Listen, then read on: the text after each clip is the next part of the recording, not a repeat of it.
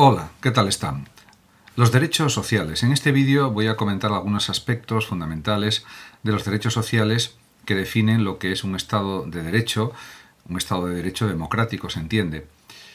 Comienzo por decir que, en primer lugar, tiene que haber un acceso igualitario a la justicia, de tal manera que las personas que tengan menos ingresos económicos puedan, con abogados de oficio y con otros sistemas alternativos posibles, pues acceder, por supuesto, a los tribunales, a la justicia, para defender sus derechos, como es lógico. En ese sentido, la justicia debe ser un ejemplo de integridad, un ejemplo, diríamos, de coherencia, y también debe haber una justicia rápida y ágil. Y para eso es necesario que los gobiernos doten de más medios a los jueces y, por supuesto, de que haya más jueces si es necesario para atender la gran cantidad de demandas judiciales que existen, por ejemplo, en España y en otros países europeos y del mundo también. En relación con los derechos sociales, pues está claro que son los que están destinados a garantizar precisamente que las personas, en definitiva que los ciudadanos, disfruten de unas condiciones de vida dignas y satisfactorias, y de esta forma también que se promueva la construcción de una sociedad más justa, más equitativa, más igualitaria, etc. En definitiva, estos derechos, como también reconoce la ONU y otros organismos internacionales, buscan compensar las posibles situaciones de desventaja social y, sobre todo, económica que pueden producirse en la sociedad y que de hecho se producen. No es algo teórico, sino algo también práctico, además. Los Estados, en definitiva, y sus órganos de gobierno, son los encargados de que se cumplan por medio de leyes y herramientas administrativas puestas al efecto. En relación con los principales derechos sociales, pues podemos decir que son varios los fundamentales, aunque hay más, por supuesto. Según las Naciones Unidas, los principales derechos sociales son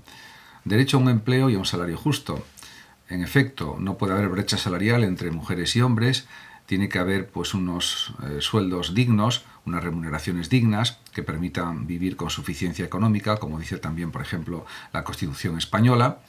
Y también la prestación por desempleo, lógicamente, debe alcanzar no solamente 2 años, sino los años que sea necesario hasta que la persona encuentre un trabajo libremente que pueda desempeñar, y de esa manera pues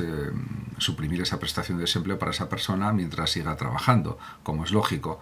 En este sentido, Bélgica es un ejemplo paradigmático, y otros países también lo son, de cómo esta prestación de desempleo se da a los trabajadores mientras no encuentren trabajo, como si tienen que dársela hasta su jubilación, si fuera preciso. Esto sería lo lógico y lo racional y lo coherente. De esa manera, pues los 3 o 4 millones de parados que hay en España aproximadamente, pues tendrían garantizada la subsistencia vital y económica no solamente 2 años, sino los años que fuera necesario, pues 4, 5, 8, 10 años, 15 años, hasta su jubilación, por ejemplo, etc. Realmente este es un tema muy, muy importante porque depende la calidad de vida de su cumplimiento, la calidad de vida de los ciudadanos. En cuanto al derecho a la educación, que es otro derecho social también básico, el Estado, como se sabe, debe asegurar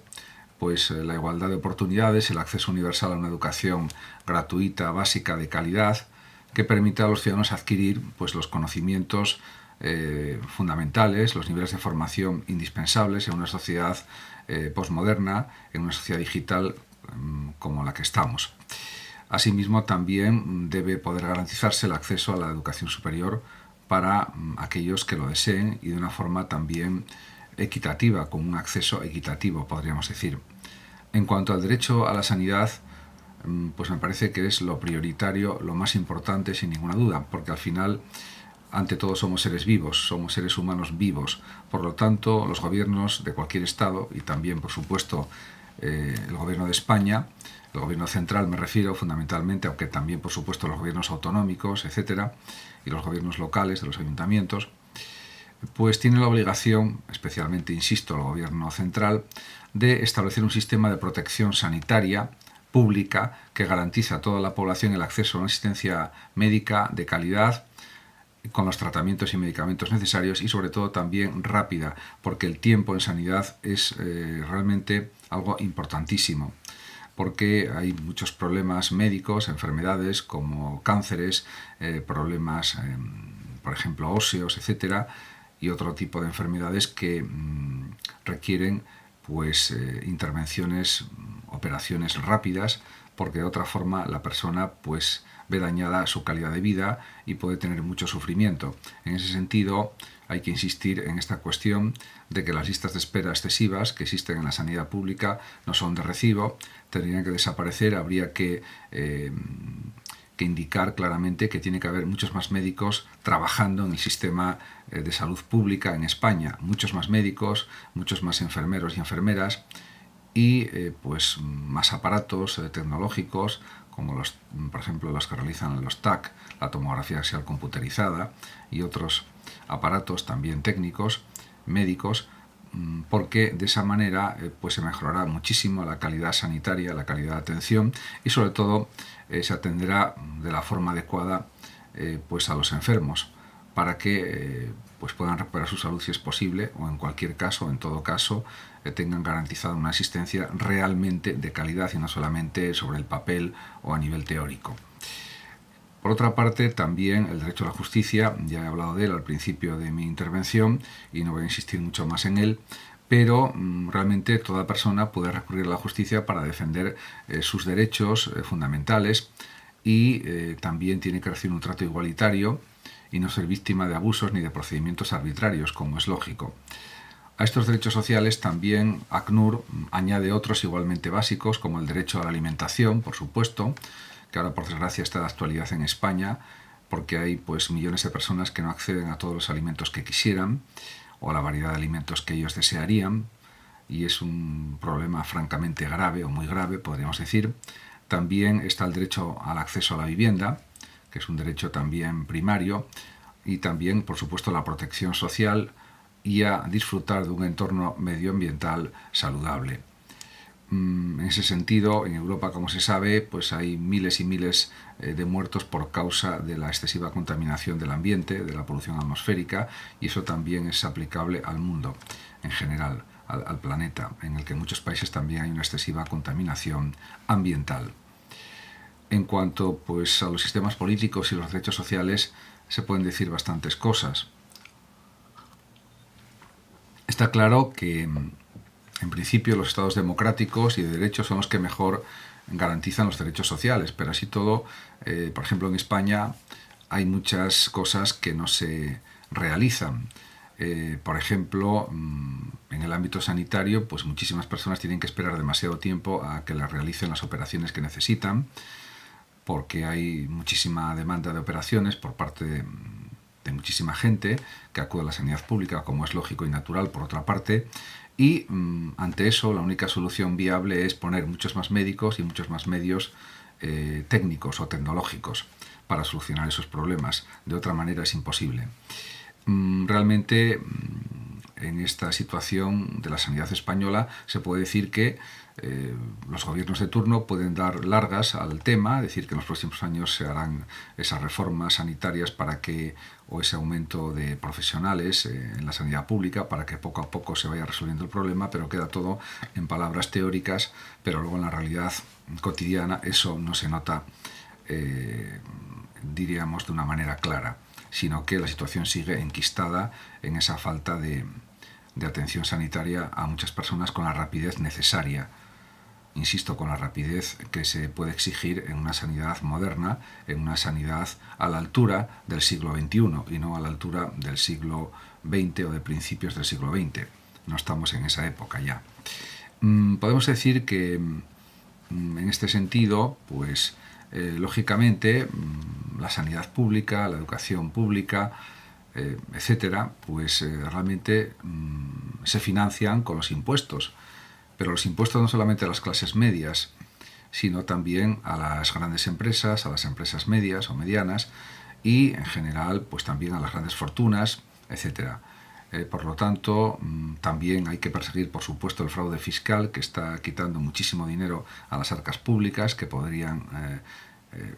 esos fondos ser invertidos en servicios sociales, en cualquier tipo de derecho social, y todo eso pues es la realidad de lo que está pasando. Podemos decir que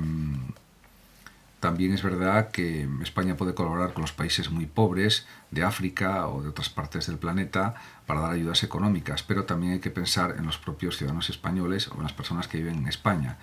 que también necesitan protección económica, social, etc. Para comentar un poco más estas cuestiones, voy a analizar un poco dos textos o dos documentos, uno sobre el desempleo en España y otro sobre Estados Unidos y el sistema de salud. En relación con el desempleo en España, cabe decir que,